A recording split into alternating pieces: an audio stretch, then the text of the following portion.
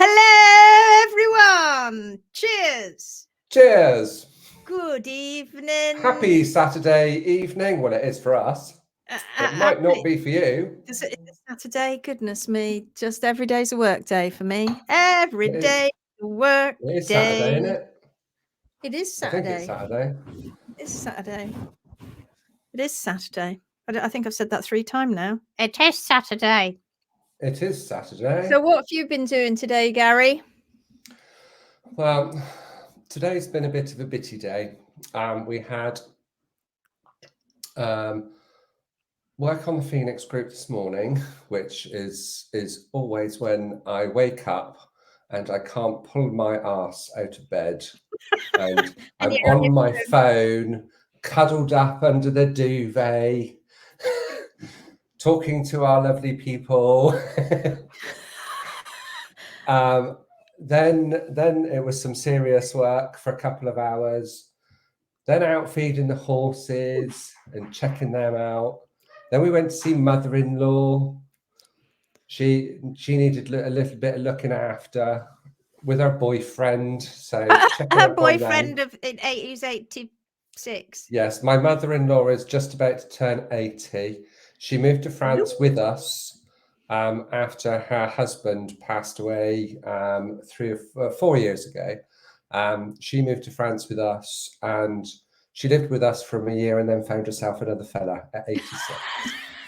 Isn't that amazing? Who'd have thought? Who'd have thought? Like and they live teenagers. 10 minutes away. They live 10 minutes away. She just but mother-in-law's had a new knee and they need a little bit of support.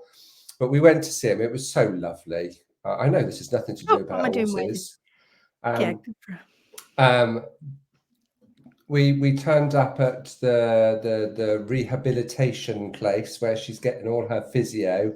And we just walked into the room and there was Gina on the bed and there was Douglas sat I don't know what I'm about to hear. I don't know just by their side. And we opened the door and they went, "Oh, hello." I think they were both having a little snooze and they were just sat next door to each other. And it was so sweet. It was so sweet. It was lovely. And we took them a cake. And she's had this, that's very nice. And she's had this knee operation. And guess what they give him a bit of actually, she didn't have much time off, but the scar bled a tiny bit. So they had a little bit of time off. But what is the main thing that they do to rehabilitate when she's had this quite major operation in her knee? Oh my God, movement, exercise. Oh my God. And she's there with her crutches and she said, "Oh, I walked down to the library today. I finished me books and I was off getting another load." Doing her exercises. She's off. She's brilliant. Off. Bless absolutely her. When my mum had a knee operation in France, oh my God, she used to send me pictures of her knee all blown up and I'd be like, "Mum, do you think that's right? Are they doing too much physio?" She's like, "Well, that's what they say." And then she came to live back in the UK and she had to have another knee done. And when we went and had it all x-rayed and we went to the place to have it done, they were like, "Who did your other knee, Mrs. Watts?" And Mum went, "Oh, I had it done in France." "Well, they've set the bar high, haven't they? Look at you. You've got almost full movement completely." "Right. Well, we'll have to make sure that happens then." But then she came out of that operation, very good operation, but she was sent home to just sort out her own physio if she wanted to. But actual fact, which she knew that she needed to move. So she did. But a lot of people don't because it hurts. So a lot of people don't. So movement is the key to repairing and rehabilitation. Absolutely. Catherine's here. Hi, Catherine. Good morning, lovely people. Good morning to you. So what are we Did you see Catherine's picture? I'm sure it was Catherine. She put a picture up with her horse and her Hoof Hero T-shirt on. Oh, I did. Yes, I saw it. Yeah. Good. I did you not see what the post that I put up in? Yes, I did actually. Yes, I did. Yeah, she's in that, and then I put that one up, and then Monica sent a picture of herself in her Hoof Hero T-shirt. Oh yes, I saw Monica's as well. But I'd already put the post up, so I'm just putting Monica's in with the next lot that come through with their Hoofies. So if you get a Hoof Hero T-shirt, please post a picture of it. Or if you happen to be a VIP, post your picture of your VIP, because this is the VIP one. You got to have your hat on and you got to be on the phone and all. I'm a VIP Hoof Hero doing it. The Phoenix way. I love these shirts. They're so cool. So cool. They are. We haven't even got. And what do you get if you do VIP, Garry? You get the t-shirt, the hat, the phone case. You get a free Hoof Uncovered. You get a free one-to-one hoofing coaching session with you and me. And you also get the Hoof Uncovered. Well, it's not free, is it? Obviously, you pay for the VIP. But you get the Hoof Uncovered as well, which is 10 webinar series, which actually reminds me, I need to make sure that our VIPs that have come through already get that. But it doesn't give you another course or anything. Well, it does. It gives you the Hoof Uncovered. You get all of that, which is incredible because you get all of that as well. But yeah, so I can't wait to see more hoof heroes coming through, showing them the picture, showing everybody the pictures. Yes, that was me. She said, love that collage you did, Lindsay. It was great. I should be doing that for hoof heroes coming through. Can I update to VIP, says Lydia. Yes, you can. Where did I put that link? I think in the... Looks like we might be doing a bit of admin on this show. In the 10-day, if you want, well, I mean, do you want to upgrade now? Do you want to upgrade now? In the 10-day challenge, there's a link, I think, in the first guidebook, in the 101 guidebook. I think you'll find there's a whole VIP section and there's a link to upgrade. So when you get into number 10-day, Lydia, find that in the 101 upgrade, and then you get all this stuff. Yes, I love this. This is a cool. You have to tell us what phone you've got though. It's really good, actually. It's really it's really good quality. It's robust. It's glossy. I use it when I'm out trimming and everything, but I can't show you because it's my camera. Hello, is that the Phoenix way? Yes, that's the Phoenix way. How are you doing today? I'm doing fine. Thank you for my case. You're welcome. Do we get a Hoof Hero t-shirt when we graduate? Aha! Who said that? That was one of our Hold on, let me have a look. Hello from Shropshire. Hello, Shropshire. Do we get a yeah, we don't know. Who was that? That's all right, I'm looking. I didn't even have us up yet. Uta says hello. Hello. Lydia says, okay, we'll check. Just love the challenges. And we love you doing them too. Brilliant. And the moment that you book your challenges, the moment that you pay for your challenges, we get your t-shirt sent off. And you'll get both, right? Because you get your 10-day t-shirt, I'm a Hoof Hero. And then if you want to go VIP, you also get your VIP. So you'll be like, today I just feel like a Hoof Hero. Tomorrow I'm going to feel like a VIP Hoof Hero. It depends how I feel today.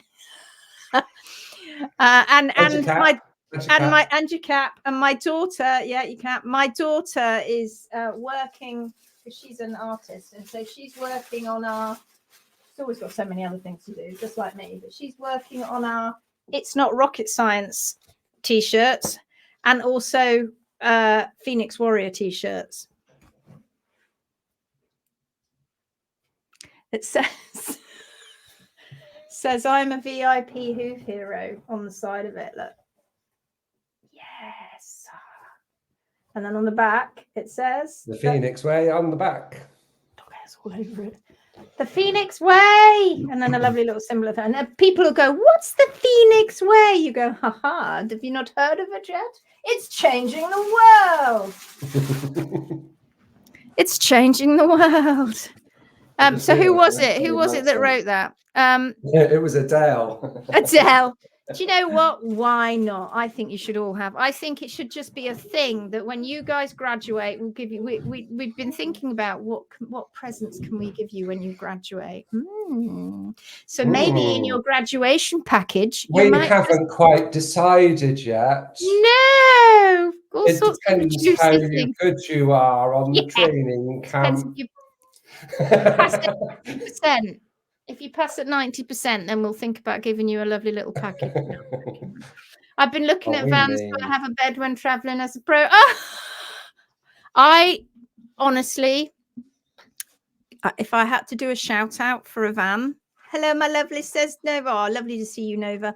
If I had to do a shout out for a van, it would be for me a Volkswagen Caddy Maxi. Because you can lie down, and I had all mine tricked out, and then I went to an L200, and I had all that tricked out, and it was a lovely car to drive. It was a big truck, of course, but I did love my Caddy Maxi with the masses and masses of writing that I had all over it. I was so proud of it. I remember putting it on. I remember putting it on HM once. This was my, I'm going to show you. This was me. And my mum said to me, whatever you do, you can see I've reversed into something. I'll show you in a minute. My mum said to me, please, Lindsay, don't put your number. This is years ago. Don't put your number on the van, because this was my first. I had a few vans before this, but this was the one that I was the most proud of.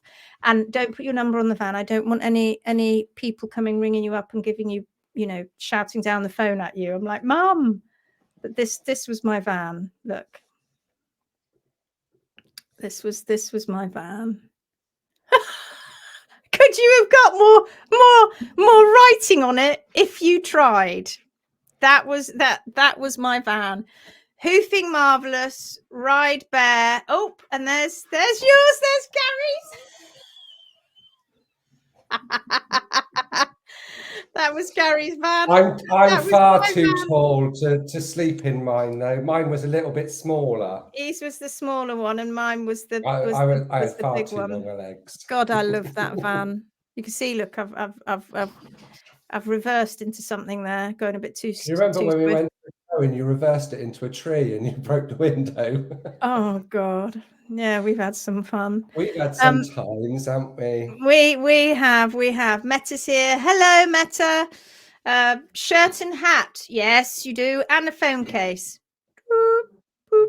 Is that Adele? She wants a shirt and a hat. Well, we'll just have to decide what we get for you. I haven't made my mind up yet. Love it.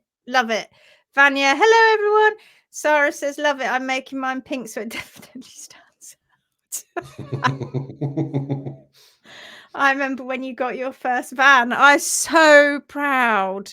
I had it. So I'm sure the guy that came to do the sign writing on it was like, and on the bonnet had this massive logo. And I'm sure he was like, God, she's gone a bit over the top, hasn't she? What's wrong with her? Learn how to keep your horse successfully barefoot. Ride bare with hoofing good feet. Oh, hoof booting, rehab, barefoot. It's lovely, isn't it? Days gone by. So yes, that's what I would shout out for a Caddy Maxi, and it was all tricked out inside. I loved it. It looks all good and really quite romantic notion, going out and seeing lovely people and our clients. But as soon as you got in the van, oh my God, did it stink? And you had to wipe your feet when you got out. It was a bit smelly. And all my dogs came with me everywhere as well. Yeah. So I had like a dog bit in the middle, so that they were just behind me, and that was a bit whiffy. Yes, those were the days. But all our lovely HMB Pro students, they'll be wandering around driving about in their lovely vehicles. And some of them have got their own kind of names, but they've got their little HM badge on there. But it's so lovely. It's so lovely as we start to. And something else that's different about becoming part of us, if you became a pro, is that if you become a pro barefoot professional with any other barefoot flavor, it's funny because I'll say to a client, who were they trained with? And they'll go, oh, I'm not sure. I think they're a blah, blah, or a this or a that. But with us, you'll always know, because you'll always have a badge, and they have a license to show you that they're licensed. And we have hats. And So we're part of a family. It's a big family. We have branding so that you know instantly. One of our HMB Pro students who started her training, who started her trimming, she's nearly through her second year now, her final year, and she went to a yard and said, I might have said this before, but she went to a yard to help this poorly pony. And she was chatting away and telling everybody, because she had a logo on, and somebody came beetling over and went, oh, are you part of Hoofing Marvelous? And she went, yeah. She went, do you think you can take on my horses as well? Because it's standards. This is a badge of standards, and it's important. It's not just a badge to say who you're part of. It's a badge to say that standards. That is a badge to say it is. We believe in standards. We believe in standards in the hoof care world, where we are literally pulling hoof care, rising out of the hoof care ashes. Is what our plan is for our lovely, lovely members. So yes, what are we going to talk about tonight then, Garry? Oh God.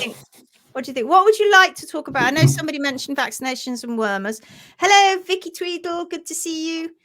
Oh, I do want to mention something, guys, right? Because some of you will be part of other groups. All right, you'll be part of other groups, and these will be various groups on the internet, on Facebook, and our name inevitably will crop up, and the Phoenix Way will inevitably crop up. It always does, and Hoofing Marvelous and all of that, and it will crop up. And when people say to you, where's their evidence? Ooh, is it because they think they've got you? They think they've done a gotcha moment when they go, where's their science evidence? Where's their published evidence? You just got to turn around and go, where's yours? Because where is it? And when they say that, you also say, and where's your evidence that you're putting out on Facebook? Where's your Facebook group where you're giving out free information? Where's your YouTube channel? Where's your rocket science lessons? Where's your free stuff that you're giving away, proving your methods? Well, not your method, proving that what you do works.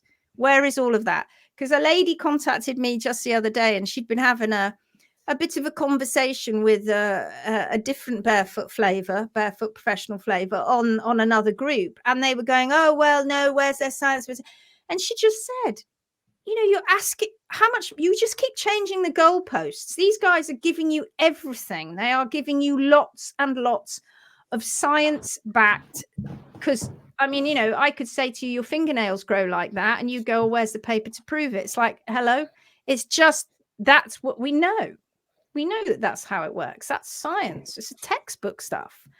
And you've just got to say to these people, they are doing more for the equine world right now than you are. If you don't like it and you want to refute what they're saying, you put your evidence out to prove it, because they are putting it everywhere, free for owners. So just throw it back at them. The moment that somebody says it, you throw it right back at them. Someone came for a closer look at my badge the other day. I thought he was peeking at my boobs. That's Adele. It was. He might have been. And when you kind of looked at me, it was like, I'm just looking at your badge. You're looking at my boobs. I know we've spoken about abscesses, but why is it so much worse with laminitis? Squire has another. Am I doing something wrong? No, you're not doing something wrong, my lovely.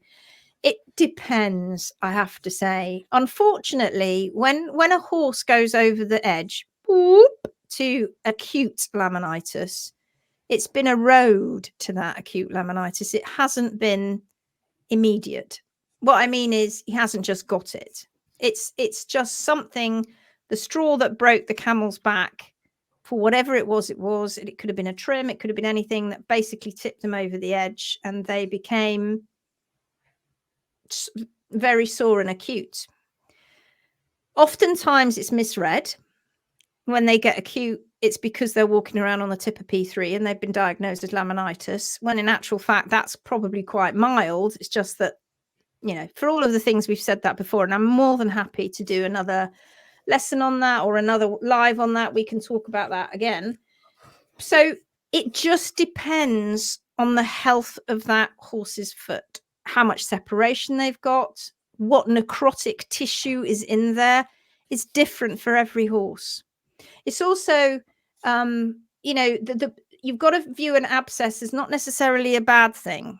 You've got to view an abscess as, well, that's the body's way, that's nature's way of just expelling dying and necrotic tissue that's inside the foot that's been damaged, right? When they have had swellings and inflammation, it causes damage in the foot. Tissues, cells die, tissues get damaged, you know, blood vessels get damaged. All of those sorts of things are then, you know, bacteria turn up and go yum yum, especially if you've got holes, slight or separation in the white line, so pathogens get in. So abscesses are just a thing. Some do, some don't, and they'll go up and down. But just see it as a pathway to healing. What I can tell you is it won't last forever. It won't last forever. It is just a short-term thing. It may last. He may pop them in and out periodically for maybe up to 6 months, but they will stop. And there's nothing you can do to avoid it other than getting the diet right, getting the movement going. And if you've increased the movement and he's just popped another one or he's gone lame again, that nearly always goes with it, because it's grumbling around in there. Then you get that movement going and then it's like, woo, abscess is on its way, and it gets really, it you know, it encourages it to get all moving around in there. And then before you know it, they're popping out another abscess. It's just a process of rehabilitation. And for some horses, it's worse. It's a bit like the funky feet as they're growing out. The therapeutic healing response, abscesses can be part of that. Really. Yeah. Morning from Canberra, Australia. Morning. Courtney says, did you already cover tripping? I'm behind on watching the lives. No, not really. We haven't. But I have to find, and I can't. I'll see if I can do that tomorrow night. Oh no, I'm not doing a live tomorrow night, Garry. Oh my God. Well, I can't do it on my own. I'd be really struggling to talk to myself. Sunday evening. They're not going to talk to yourself. You've got all this lovely crew. Sunday evening, tomorrow, I'm having a night off. Because my chap's just come back from 3 weeks in Vietnam. And we're going off to a lovely restaurant and hotel and stuff. So I'm having the night off. I think he'd have a bit of a fit if I said, just, darling, if you don't mind, I just got to go live and chat to all these people on here. You just, you know, look after yourself. I'm just going to go live. Sorry, we have to rush the dinner. I've got to go. I can't have any wine. No, I don't think that would go down very well. So I'm going to have a night off tomorrow night. And I'll see you all again on Monday. So tomorrow, no live tomorrow. Just warning you. Okay, great. Thanks. Got deflated when I saw the black hole last night. Don't get deflated. It is just a process. I always used to say to my clients, be encouraged by it, because the foot's working. The foot's it's doing its job now. It's doing its job now. Yeah. Good for you. And for those of you for those of you from North America and the rest of the world, that actually means get drunk, not get angry. Yeah. Yes. Piddled. Oh dear. Yeah. So that's me tomorrow night. Yeah. Right. Tripping. We will cover that. The reason I don't want to do it now is because I want to, and I don't know where they are. Because I've got some. You really want to find nice, some footage, don't you? Yeah. I've got some really nice footage that I want to show you of horses walking slow mo. But there's 2 or 3 I want to show you, because I want to talk to you about the biomechanics of tripping. We all think, or humans think, owners think, horses trip. They trip over their feet, and that's not what's happening. That's not what's happening. I mean, obviously they can hit something on the ground. You know, there's like a something, and they trip over that, of course. But just like you and me, honestly, just like you and me wandering around. We don't trip. Horses don't trip. We don't trip. And I can put on very large shoes. My kids, when they're swapping shoes, Asher's like 2 sizes bigger than Georgia, but Georgia still wants to wear Asher's shoes sometimes. And she'll wear these great big long clodhoppers that look giant on her because she's so tiny. She don't trip. It's less to do with the length of something. It's just that's what we've been taught. Now, if you start running with those shoes, now you might trip. Why is that? Because we've only got a certain length that we have, right? And the tripping is because we're going so fast that when we're in hyperextension back here, we can't get our feet forward quick enough because we're running, and as we go forward we don't get ground clearance, so we tend to trip. But tripping isn't what you think it is 9 times out of 10. It's usually because horses are being rushed. It's usually because they are footsore and they've stood on something. It's usually various things like not very well muscled, not fear, being scared of something. It isn't to do with tripping because they've tripped over their foot. And when I do the little thing about biomechanics, you'll see why. Because we are different, bipeds and quadrupeds. Ours is we've got 2 legs, and the way that we walk is a controlled falling. It's a controlled disaster, really. We are controlling falling because every time we're balanced, our center of balance. That's center of balance. That's the right word, isn't it? So our center of balance is quite high. So what do I mean by that, right? If you talk, oh God, I don't want to get into this now. If I took Garry like a pencil and I levitated Garry into the air and I put my finger under him, where would I have to go along his body in order to get him to be balanced on my finger? Would I be dead center, as much at the front and as much as up down to the feet? Would I be dead center, or would I have to go which way? Which way would I have to go to make sure? Don't say anything, Garry. Which way would I have to go to make sure I could balance Garry properly on my finger? Which way would I have to go? Would I have to go towards his head? That way? Or would I have to go towards his legs? Which way would I have to go? I'm glad you're having a night off. You both need to rest at home some point. Awesome. Thank you. You're well. I should be working anyway. Tie size. Be working. Which way? I'm levitating Garry, right? And now he's coming down onto my finger, just like you do when you get a pencil or a knife. Oh God, I'm gonna have to try and do it now. Now, I'm not evenly down the center of that, and neither is Garry. We are definitely not down the center, and that's just going that way a little bit. I'm going to... Oh, I had it so right on there. Oh, I've done it now. So this is Garry. Which side? Towards his head. I'm ever so slim. I love it. Towards his head, because there's more mass in the upper body. It's heavier, right? So you have to go towards the heavier end. So that means our center of balance is high. Okay, it's very high, which means that it's not good, really. We were much better on all 4s, but now we've gone upright and we're standing on 2 legs. Well, we just have to deal with it, and it takes a little baby ages, doesn't it? Time to learn to walk and get the coordination right, and then they sort of sit on their bum, and then they get up again and they crawl along the furniture, and before you know it, they're just like running across the I'll never forget that, my kids. Trouble is, I can only actually remember it with Georgia.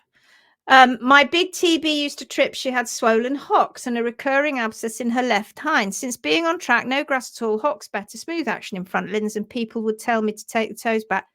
It's nothing to do with that. I cannot tell you how tripping is nothing. And people come on all the time and say to me, they'll trip.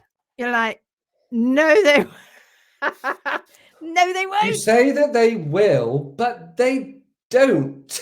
They don't. Well, prove it. Okay, go look at this video. And here's another one. Oh, and here's another one. Oh, yeah, but no, not listening, not looking. Towards the head, yes. Depends on where his top end goes. Yes, right. So, but towards the head. Yes, the head. More heavy towards the head because his head is heavy. Yes, towards the head. Exactly. Right? You have to move. So that's imagine. So imagine there you've got a horse. And the horse, you've levitated the horse. You don't have to turn him on his back. It's fine. He can just stay with his legs hanging down. Whereabouts are you going to put your finger on the horse? Where are you going to put it? Dead center halfway? Where are you going to put your finger? If you're going to hold your imaginary great big giant finger that you're going to hold your horse up on, where are you going to put the finger? You could be quite specific with this. Whereabouts? It's things like this that you don't tend to think about, right? You don't tend to think, aha, Bonnie says the girth area. Yes. That's exactly right. There in the girth is that center point. If you were to put your hand in there and hold the horse up by your finger, why? Because the front end's got the big head, like a big pendulum stick with its big heavy head sticking out of the front legs.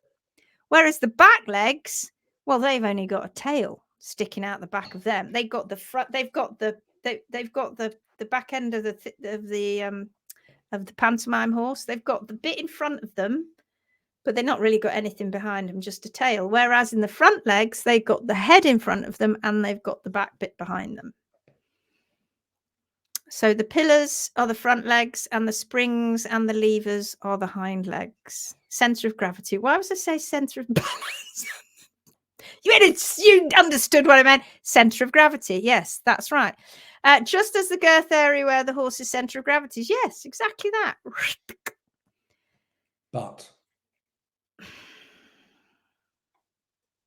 it changes. Ooh, controversial. Say that one Monday. Controversial, Garry. Controversial.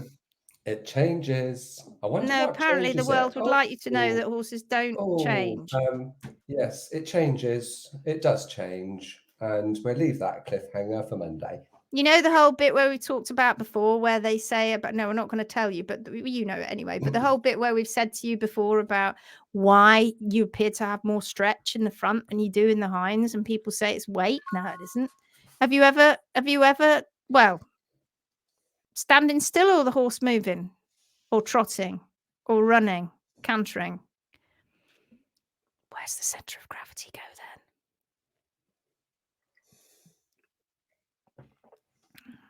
Yes.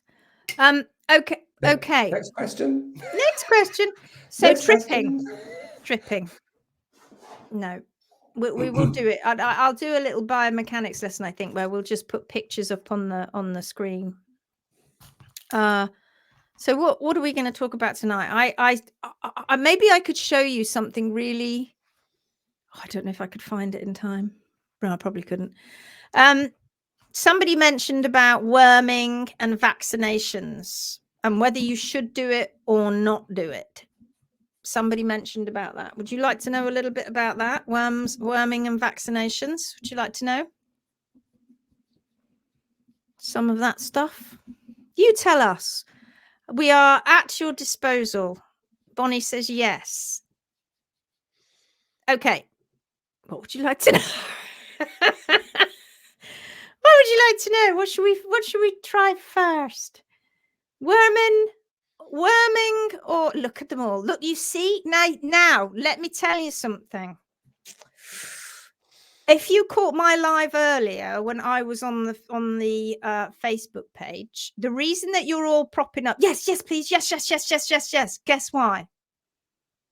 Because you've had a little bit of fear marketing that you've been exposed to. You've had a little bit of fear marketing that you have been exposed to, and you're not sure, and now you don't know what to do because you've heard all sorts of things, but you're like, okay, if I don't worm and they end up getting a mass of worms, they're going to die of colic. Because obviously none of us ever think in anything other than extremes. We all have to think in extremes. We never think, well, no, they're going to die of colic. Or if I do worm, I might trigger laminitis, and he's already not very well as it is. Or he's going to get colic anyway because it's going to cause a mass exodus of the worms. I don't know what to do. Plus I don't really know anything about it anyway. So and then can herbal versus chemicals, how does that go? You know, diatomaceous earth and all of that sort of business. Seems standard practice to vaccinate at least annually and worm 3 to 4 times per year here in the States. Yes. What causes resistant worms? Took forever to get Squire's worm count down when we first got him. The other two very rarely get worms as worm count is so low. Gosh, it's a huge subject. It is a huge subject. And just like the nutritionists who get very angry with us when we tell people that horses are not going to drop down dead when they live on mixed meadow hay, it's actually quite fine. Will probably upset quite a lot of people who pharmaceutical companies, etc., who sell these drugs, right? That for the purpose of eradicating parasites in the horse. What sort of questions we got coming up here? What resistant worms took? Oh no, that's right. Fine. What are your thoughts on hay analysis? Oh, Lydia, we'll do that. Maybe not tonight, but we'll talk about that. Gary's writing it down. Yeah, we've done that one. My girl reacts to vaccine badly. Do a fecal worm if needed. Says Vivian. Taking poo samples for worm count is a bit like taking a hay analysis. You need to get such a variety of those tools to get a true worm count. Yes. Vanya, don't cheat. You're a HMB pro student. That's cheating. You're pretending. Look, stop it now. Pretending you're just an owner that's just come up with it. I always get a fecal sample done so I know whether to worm or not. Right. Vaccines a big money maker for vets. Oh dear. Right. Tell me first of all why you're getting a worm count. Let's rather than me do a lecture on it, you tell me why you want a fecal egg count. What are you doing? Because you're not going to just do what everybody tells you to do and just go and worm your horse, are you? You now are owners around the world are getting a bit wiser. They're like, I don't want to worm him, but apart from anything else, it's hard work. I don't like it. It's horrible taste, and I hate shoving it in his mouth. It stinks, and he doesn't like it. So I don't want to give it to him. So how do I know whether I should give it to him? Because it seems horrible. I cannot believe the size of the samples for worm counts. I was shocked to see how tiny the samples that they want. Right. Okay. Egg count shows the high shedders. Laura always has a high count no matter what I did. Interesting, isn't it? Interesting no matter how much wormy you gave them. Funny, isn't it? Funny, isn't it?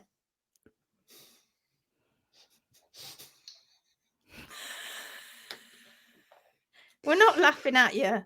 No, we're not. We're not laughing at you. Believe me when I tell you, we're not laughing at you. It's a bit logical. Everything is. It follows a path. And my other horse always has a low count. Oh, that's interesting as well, isn't it? Isn't it? Are they all different? Oh, are they different ages? What do the horses do in the wild? They queue up. They queue up for their wormers. You know, like you get those sorry, Gary. You know where you get those mammary screening vans that go into the local supermarket car parks, and you pop up the stairs and say, "Can you just scan my boobies?" Like that. Not that obviously you'll be doing that. Well, I don't know. Well, my boobies will fit. Your moves. Your moves will fit. Your moves. Just like that, they take out these big trucks out into the wild. They park them up in these big bays in these car parks, and like, hey, vaccinations and wormers this way. You put up this big neon sign. Come here, Mustangs, Mustangs, free wormers, free wormers. What happens to them? What do they do in the wild? And they must get worms, I guess. So, fecal egg counts. What are we testing for? Mobile clinics, exactly. Clinics, exactly. Mustang Mobile Clinic, the MMCs. Last year egg count on the old one was 0, 14-year-old 400, 4-year-old 600, 2-year-old 1200. Right.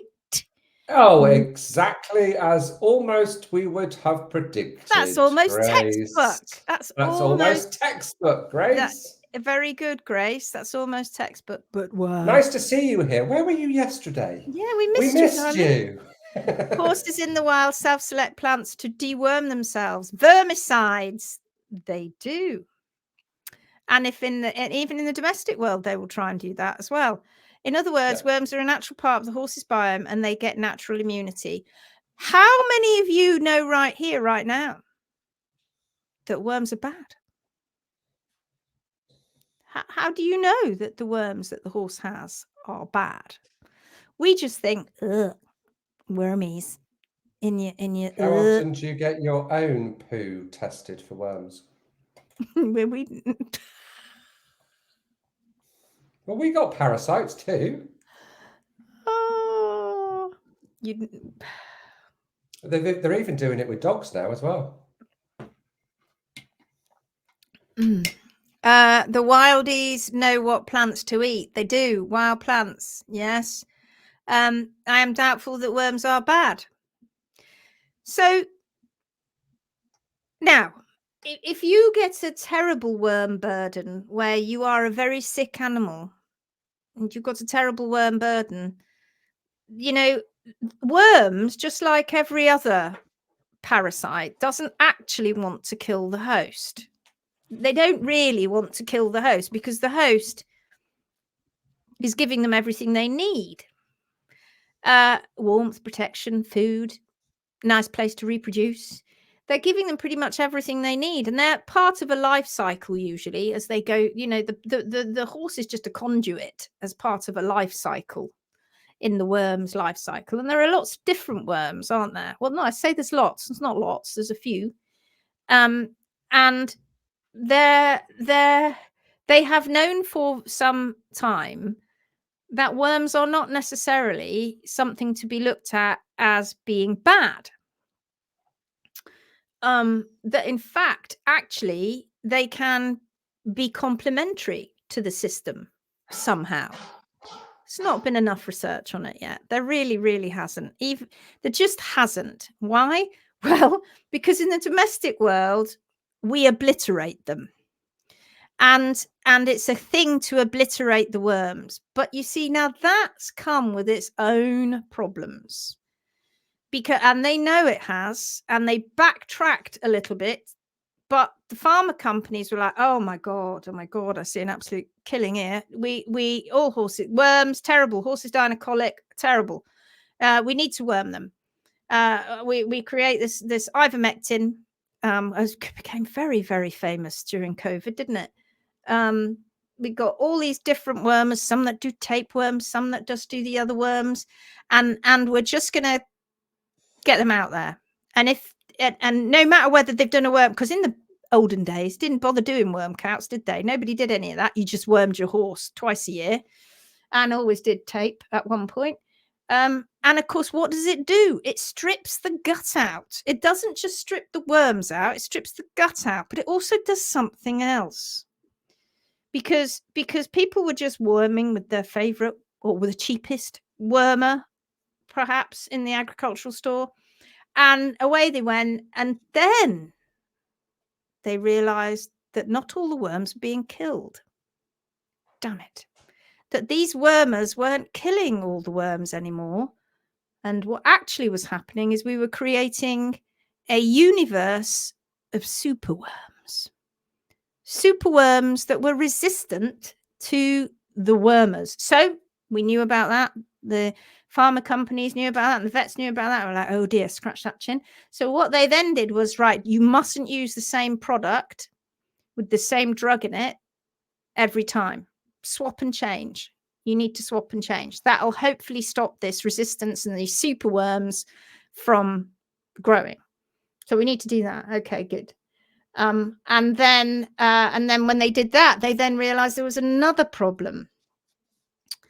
Because just like every other community, your microbes in your horse's gut, the microbes in your own gut, the microbes in your in every part of your body, there are microbes. There are microbes in your urinary tract. There are microbes in your kidney tracts. There are microbes everywhere. They know that. So there are communities. You know, they're all popping down to the laundrette and having a little old chat with each other and sat there having a chat, and the men microbes are off down the pub playing chess. It's a community. And, you know, occasionally they'll have a little bit of an argument and they'll bop each other about. But it's a community. And then somebody comes along and says, I don't like you as a community. I'm going to do something to kill you. And so we start worming. But unfortunately, some of the community weren't as strong as others of the community. And so some of the community really did get obliterated. Now, that caused a bit of a problem. Because when all the Man United supporters end up being obliterated, Manchester City supporters are like, yes! And they take over the world. And they grew in number. Unfortunately, that wasn't so good for football. It wasn't also so good for the worms in your gut. So the large red worm has largely become eradicated in the horse's gut because we've wormed so much that it's become eradicated. And that has meant that there has been an increase in the encysted red worm, the ones that like to hide themselves in the linings of the gut, etc. So that meant that we had an imbalance of the worms in our horse's gut. And once you'd created that imbalance, now what you were going to do, just keep on worming. It's a problem. We've affected the community. There are levels in every community and we've affected them.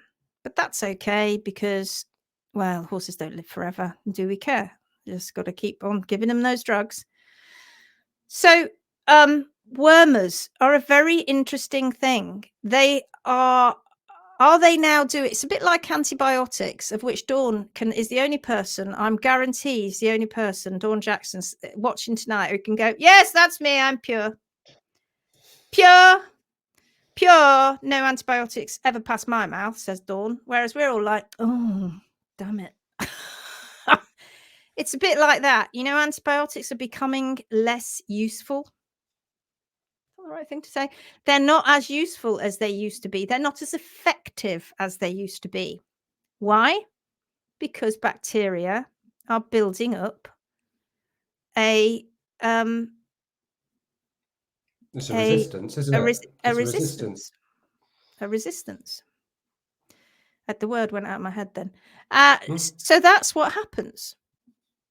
And you change those communities of those, what we see as pathogens, but are they pathogens? Are they bad things? Now, the Kentucky Research Unit, who has been responsible for lots and lots of research on horses, not just them, but, I mean, and some of it good that is important stuff, and some that needs kind of digging into a lot more. But some of the stuff that you can get out of there is really good, important stuff that you need to know about. And the Kentucky, I think it was Kentucky Research Unit, have got a closed herd. A closed herd meaning, you know, nothing can really come in or out. They breed but they don't give them wormers and they don't vaccinate. And there are studies going on in the UK and around the world there, where they are monitoring herds who are not domestic herds, they are rewilded herds, and they're monitoring their worm counts. And what they find is what Grace said earlier. The younger the animal, the more out of balance they are with their worms. So the higher the worm count. As the animal gets older, it begins to level out. It's like they've got into a rhythm.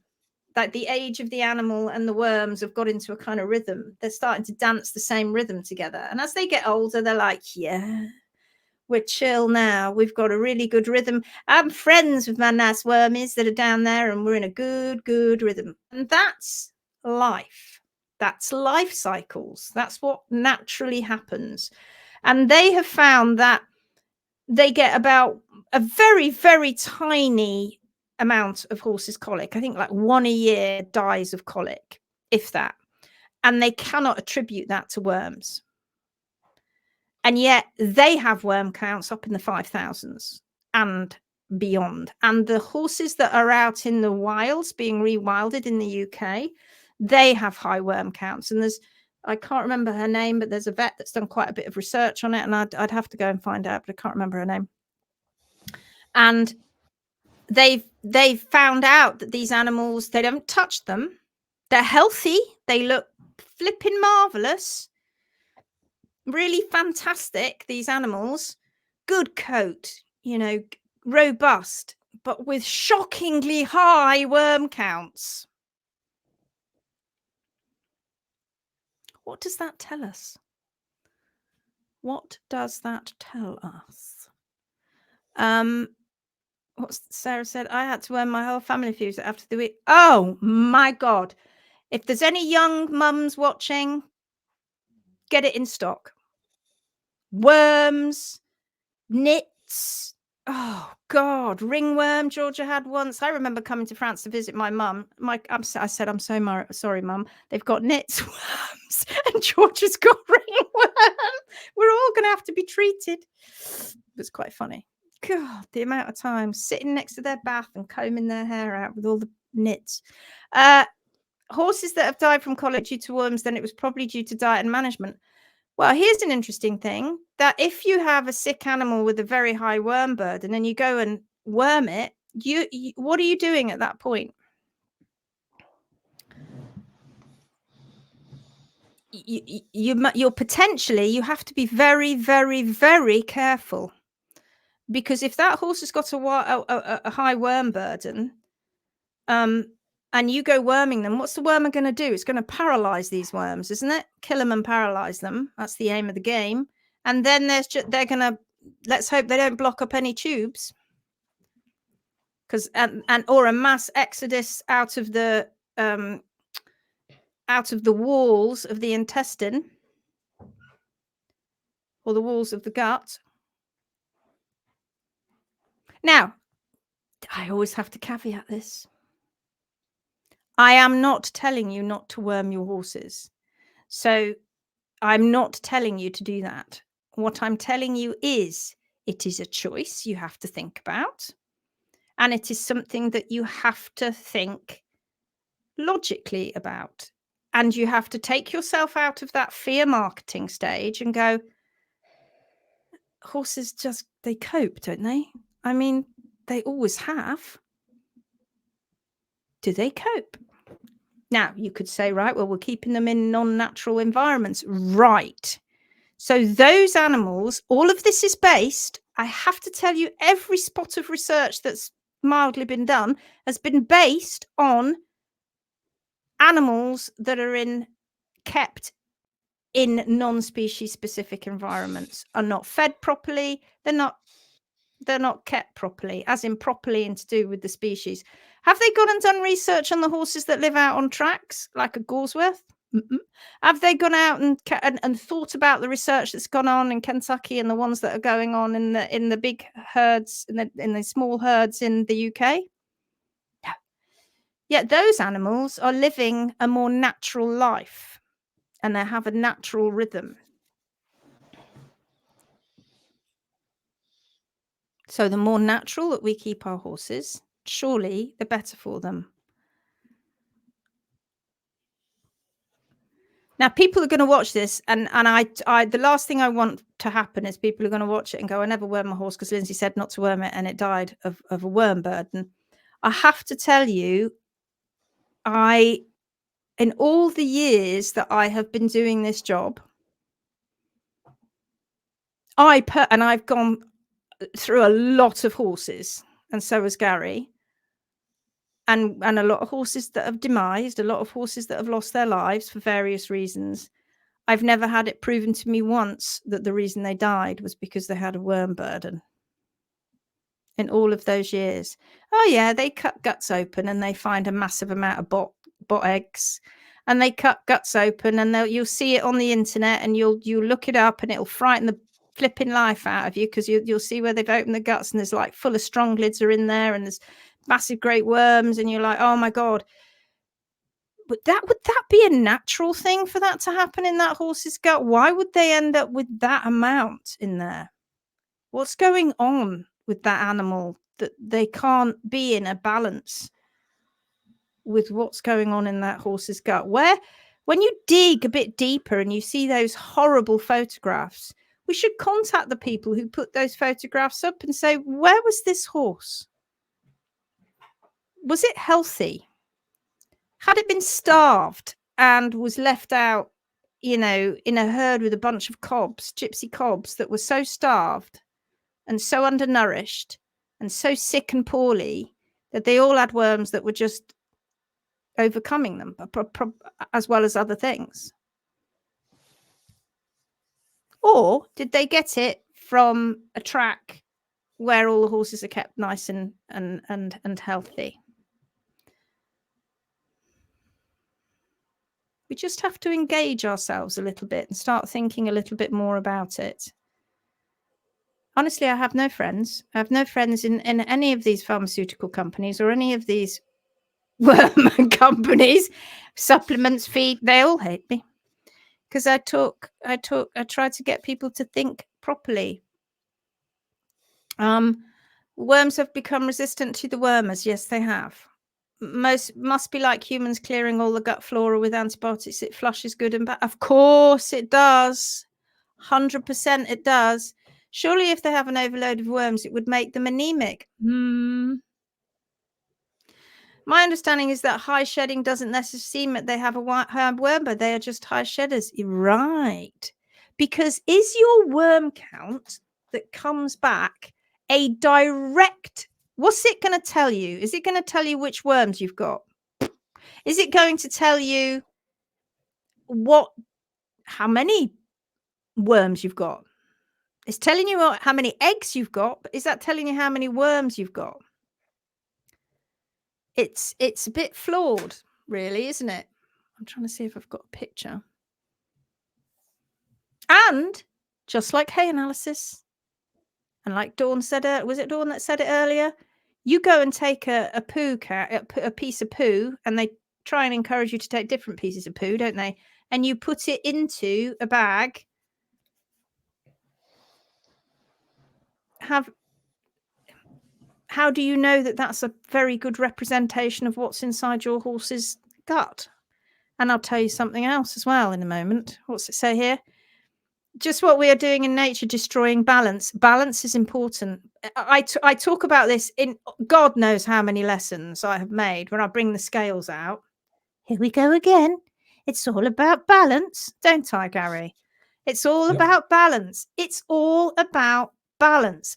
Feedback, balance, it's homeostasis. Keeping things in equilibrium, not getting out of balance. That's what it's about. Back to basics. What about Cushing's horses that are older and prone to high worm counts? Are they sick or are they healthy?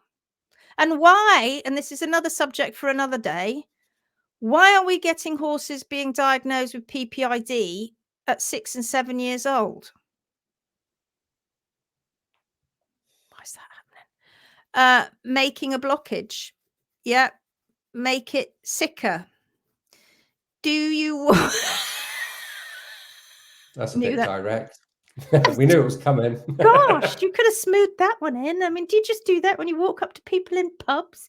Do you worm yours?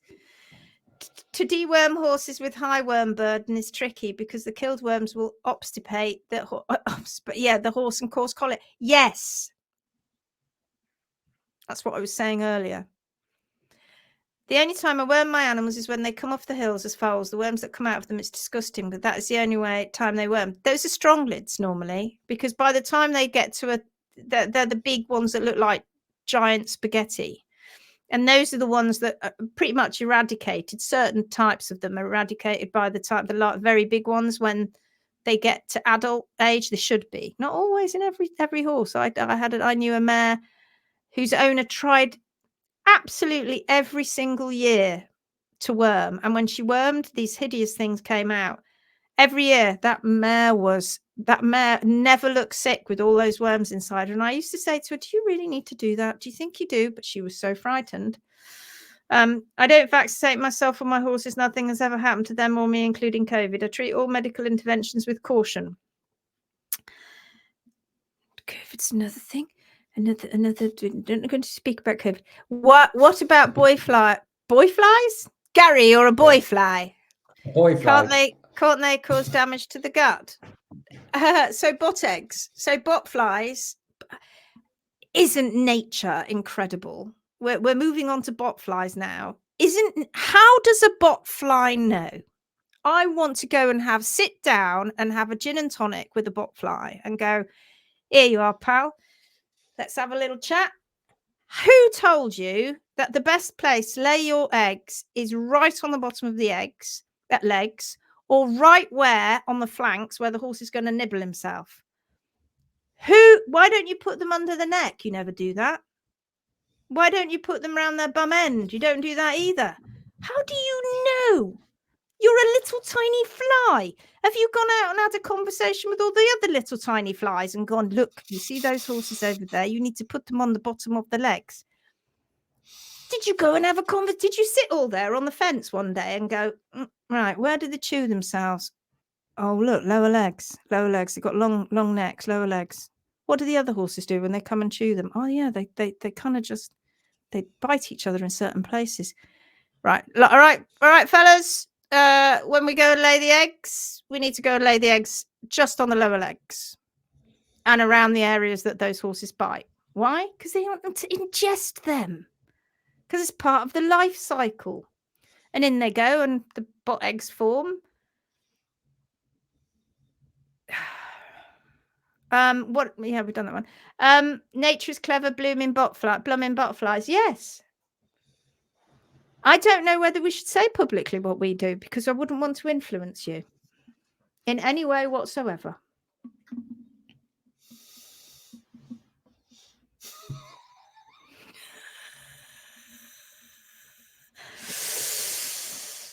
Yeah. So just think logically about it. And the last thing I'm going to leave you with, because we're on the hour now already, I can see as we come down the other side of the time. The other thing I'd like to leave you with is this. Where did the fecal egg count number cutoff come from? Can I do this one? Yeah, you can have this one. Just let's see what they say. Yeah, okay. Garry loves this bit. So nature's incredible, though, isn't it? There is when you send your sample off for an egg count, or you may even have somebody there's even mobile people come around now and do whole yards, and they do them there while you're waiting and stuff like that, and doing your egg counts. But who came Hysteria.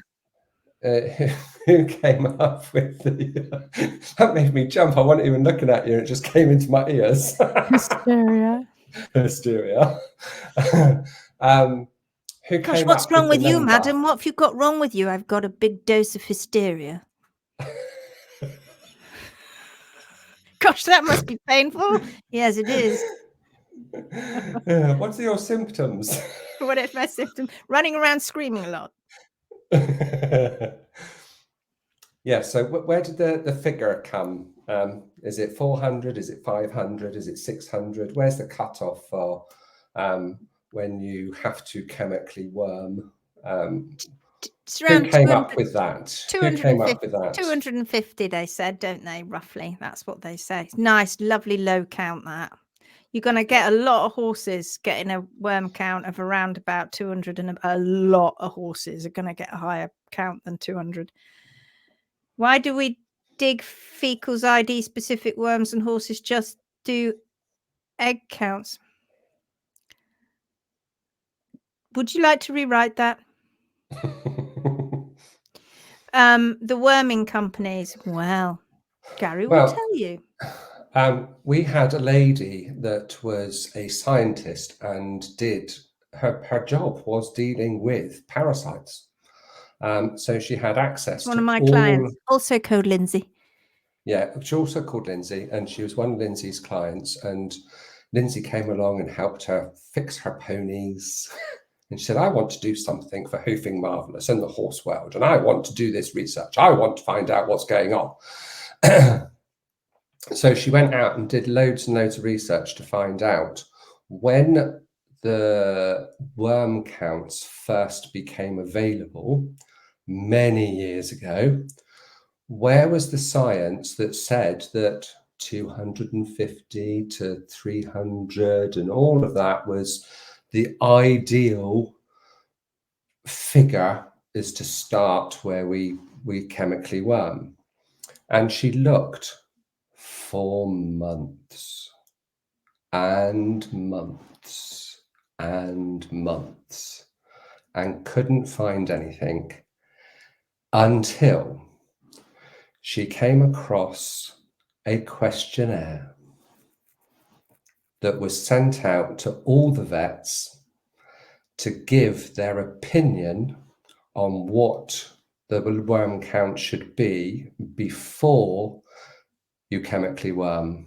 Where did those? Where did that survey come from? From where did the survey? From the pharmaceutical companies. Yeah. From the pharmaceutical companies. They put all the figures together, worked it out on an average. There is no scientific research that says that when you're none, there is none. There is none. That came up with that. That came up with that arbitrary figure. Humans just made it up. They made it up. These vets, who are they dealing with? Racehorses largely. Horses that are just, you know, what how good were the worm counts back then? It's quite some time ago. Interesting, isn't it? Why now we got it who is this? Who's saying this? Why do dog fecals ID specific worms and horse fecals just do egg counts? Yeah. No idea. Well, the reason is because they have to be a little bit. We're a little bit behind in the equine world, and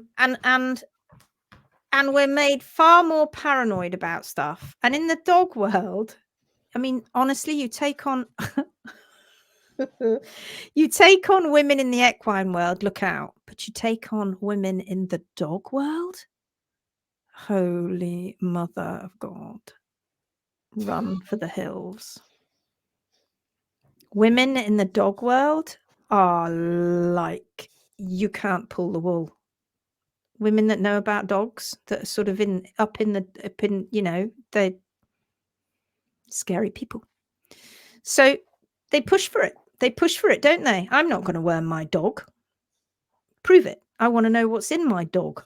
I'm not going to keep worming it. I want to know. But us horsey owners, we go, oh, my livery yard owner said, you know, I need to worm my horse. And maybe you do if your horse isn't kept in a species specific way.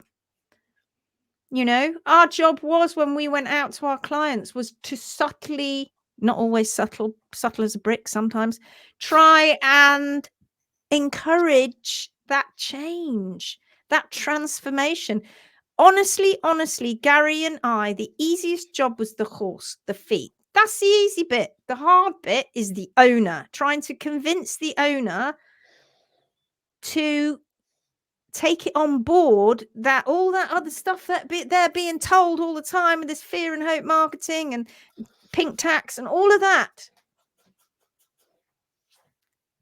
It's so that you get your money out. I think also with horses as well, because the dog world, the cat world, they live with us. They're classed as a pet. I know many dogs are working dogs too, but horses they fall under the category of cattle. No, they do. They fall under the category of cattle. They do. And I think that's where things get a little bit stuck. But what we've also got to remember is cattle are very short-lived. Bless them. Whether they wouldn't be normally if they lived to a ripe old age. We want our horses to live to a ripe old age, don't we? We want them to continue, and we want them to carry on and have a life from foal to geriatric. We want everything in between, don't we? That doesn't happen with cattle, but horses are labelled under the cattle category.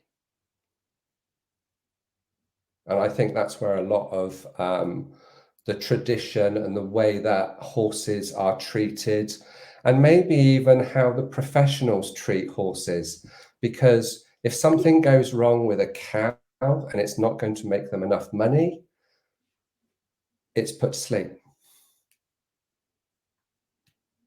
If the professional can't fix that horse, their arsenal is empty, their quivers in their for their arrows have gone. The only thing that they've got left is the blue needle. It's very much like the cattle world, I'm afraid, and that sounds really harsh, but it's the reality. Needs to change. Needs to change. I asked my vet about rabies vaccine. Why my horse every year when my dog is every 4 years? She said because that's what the manufacturer said. It's like tetanus, isn't it? How when you have your tetanus now, they'll give you a tetanus again if you go and really cut yourself, and they'll give a horse a tetanus no matter if your horse cuts itself, they'll give him a tetanus jab, no matter whether they've had tetanus or not. I don't know if I've had a tetanus jab, so I'll give it another one. Every 10 years for humans, and then it was like, oh well, as long as you've had it when you were a child. In fact, it was every 5 years, and it was every 10 years. Then it was like, oh, as long as you've had it when you were a baby, you're fine. Like, what? Right, we're all mammals here. So what's going on? What's the difference? Well, they process the vaccine differently. My Highland cow was 21. Oh, that's awesome. Oh, they're the ones with the like chestnut colours and the big horns. Oh, love them. Oh, yeah.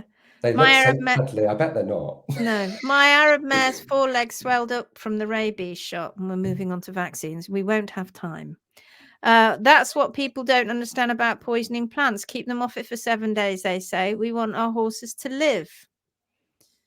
My friend's daughter is a vet, and she admitted that the dog vaccinations every year are just a money-making plan. One of my friends, who also is who works in one of the big agricultural chains in the UK, and is one of the ladies who is the person behind the counter who's responsible for signing off drugs, things like wormers and stuff like that. And not just wormers, treatments like insecticides, that sort of stuff, because they have to always have somebody who's licensed. She had a conversation with her vet. She had horses, and she had a conversation with her vet and said, do I have to give my horse a flu vaccine? And he went, well, I don't. But, we tell everybody else to, but I don't. So if you don't want to do it, it's fine. And then one of our HMB pros, I don't know if she's watching at the moment, because I'm sure she was here earlier, actually contacted her vet, and because they'd remind, because you get the text messages now, just to remind you, fear marketing, just to remind you, it's coming up, don't miss it, because if you miss it, it's going to cost you more, because when you miss it, you're going to have to start off the course all over again. It won't be just a booster. You'll have to do the course. Oh my God, I don't want to do the course. No, you don't want to do that, do you? Just have your booster. And she actually said to the vets, I don't really want to do it this time around because, I just, and the receptionist went, okay, that's fine. And Laura's like, oh, I thought there'd be a lot more resistance to that. You just like, that's fine. She said, how many other horse owners don't have it? She went, oh, quite a few. Oh, God. Yes, Dawn, my old vet said exactly that years ago. Yeah. I was shocked to see on Ruby's passport that she had been vaccinated with tetanus every 6 months. Sometimes more often than that. Must be a racehorse requirement. Oh, God, there are so many track rules in racing. There's all sorts of things when you start digging into racing. And this is where, I'd say over 80%, 90% or more of research on horses has all come from animals that aren't kept species. Well, more research, pretty much. Never ever vaccinated my horses, says Dawn. No. So vaccinations. Well, now it's different, isn't it? Because in the UK, we don't have to vaccinate for rabies, tetanus, and flu. Those are the 2 in the UK. And you might not be able to go and do competition if you haven't got the flu vax. Not the wormer, but the flu vaccination. You've got it stamped and you can prove it in your passport. You might not be allowed to enter certain competitions because they want to make sure. So whose idea was that? Was that the people who run the competitions, or was that the people from higher up who said, don't you let anybody in that isn't vaccinated? But in the US, or in North America, and well, I don't know, in probably all various tropical diseases, etc., they're everywhere, all over the world, aren't they? You've got Potomac is a one, isn't it? That's a virus, isn't it, that you've got that you can pick up from aquatic life. Then you've got all sorts of other ones that are transmitted by birds that we don't have. Encephalomyelitis, or is it, that's what you call it, encephalomyelitis? There's various nasties that are out there that you're told to vaccinate against, aren't you? We've got strangles, which is a bacteria that goes a bit haywire. There's vet flu, of course. There's various ones. West Nike. Yeah. West Nike. So these are things that you have that we don't have. Hendra. Yeah. West Nike. West Nike. West Nike. West Nile, Lindsay. West Nile. Sorry, Rebecca. I actually read that as West Nile. I knew it was West something. West Nile disease. There's loads of different ones, aren't there? So I guess, you just have to think about it. I mean, I don't know. I think there is one thing that is being very sensible, though. If you've got your horse that is going through some form of trauma, whether that be chronic or acute laminitis, or something else is going wrong in the body, would you want that body to put under more potential stress by adding another chemical there and then? Now, I'm not saying that this happens every time, but very often I've heard that when a vet turns up because there's a little bit of lameness and said, oh, whilst I'm here, do you want me to worm and vaccinate because it will save me coming out again in 2 months' time?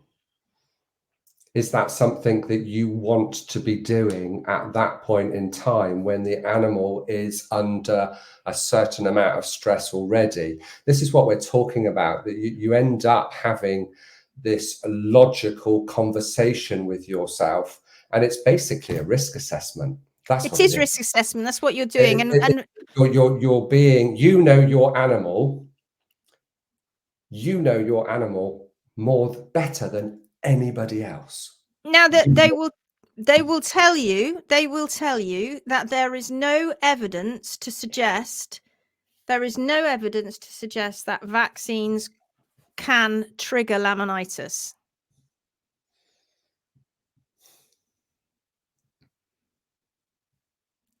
That's what they will tell you. So, and how would we find that out anyway? How would we do when most vets that I know of, equine vets can't even recognize the symptoms of chronic laminitis and won't say that your horse is chronic when they've got red bruising in the soles and the balls and puffy eyeballs and red rings on their hooves. They wouldn't necessarily recognize chronic laminitis. So how would they quantify that or study it, in fact? What we know is that that, now I'm not just talking about vaccines, any kind of chemical that goes into your horse, because I'm not just going down the road of vaccines, but any chemical that goes into your horse, we know it can cause horses, or let's just say, isn't it a very big coincidence, perhaps, that after chemicals have gone inside certain horses, not all, but certain compromised horses, they get footsore, and some of them get a bit poorly. You know, what are we doing? Are we doing too much again?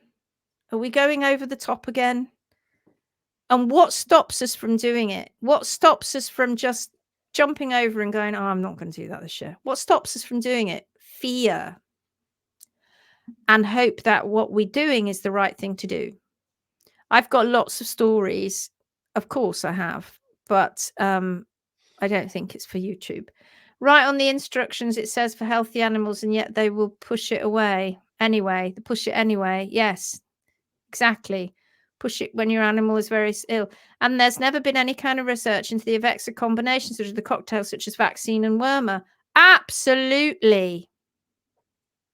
We know that in the States, I think the biggest killer of humans in the States that they've done research on is drug cocktails.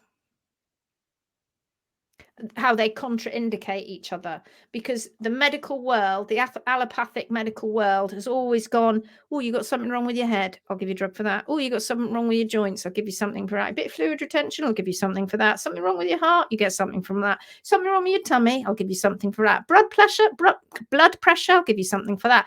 Until you're rattling. We all make a joke, don't we, when the older that you get, the more you rattle. Well, is your thyroid playing up? And half of these specialists don't talk to each other. And so people get confused, and they're like, I don't know how much of that I'm meant to give.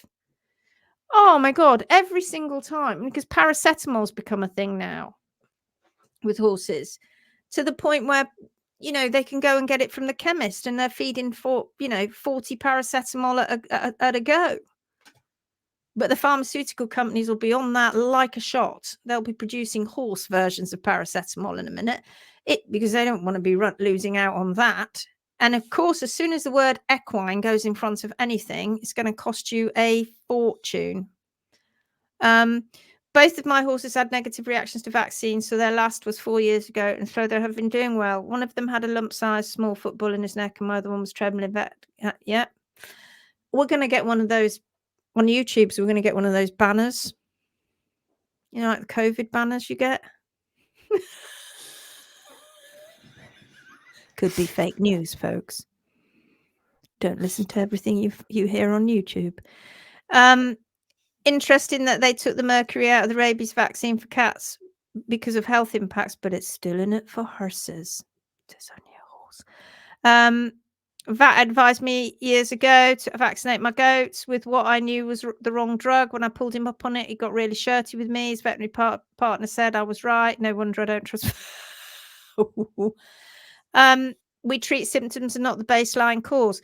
It is in the medical profession, in the allopathic profession, it is drilled into you, vets, doctors, it's drilled into you when you go through university, because of the amazing strides that were done in hygiene and health by these incredible drugs that came out, these vaccinations that stopped awful things, smallpox, polio, TB, all of these awful things that without a shadow of a doubt have pretty much been eradicated. Well, I'd like to say without a shadow of a doubt, pretty much been eradicated. And of course, but it's gone beyond that. It's gone beyond that. It's got hysterical. We now vaccinate. Isn't it the case that babies in America, by the time they're 1, have had something like 24 vaccinations? It's something really crazy. And some of them are to ward against, there's one, I think, that's to ward against drug abuse. I'd have to go and look up the absolute specifics of that. So don't take that as read. But there is something on those lines that they actually don't need it, obviously, but, you know, I suppose if they've got a mother that's been breastfeeding, I suppose. I don't know. But there's lots of these vaccinations that we are now in a world of vaccinations, and that was what COVID was all about, wasn't it? Rushing all these vaccines out. We treat the symptoms, and yes. So much for do no harm. Right. Anyway, there endeth the lesson on worming and vaccines. What did we get from it? Well, we got think about it. Just think about it. Next time, think about it. How good is your horse's diet and management? How species appropriate is it? How good can you make it? Do they have friends? Are they allowed to run around together? Do they eat lovely fiber? Where can you learn more? Oh, little plug for the 15-day challenge. The 15-day challenge that everybody adores. Honestly, every single person that has gone through so far has absolutely raved about it. We've not had one person who has gone through the 15-day challenge so far that hasn't decided that they want to go on and do the 10-day challenge. And now it looks like some people want to become VIPs. It's exciting. I am so excited because we are reaching people all over the world, and it is so exciting. Yes, loving it. It's so exciting. I cannot wait to see in a year's time what's going to happen out there in just all 1 year. Hoof heroes out there. It's going to be amazing. We've got a double whammy. We've got all our Hoof Hero owners out there and a growing number of HMB pros as well. Yahoo! All right, my lovelies. We will see you on Monday. Having a break tomorrow. On day 20 will be Monday. All right. Take care now. Look forward to it. See you then. Bye.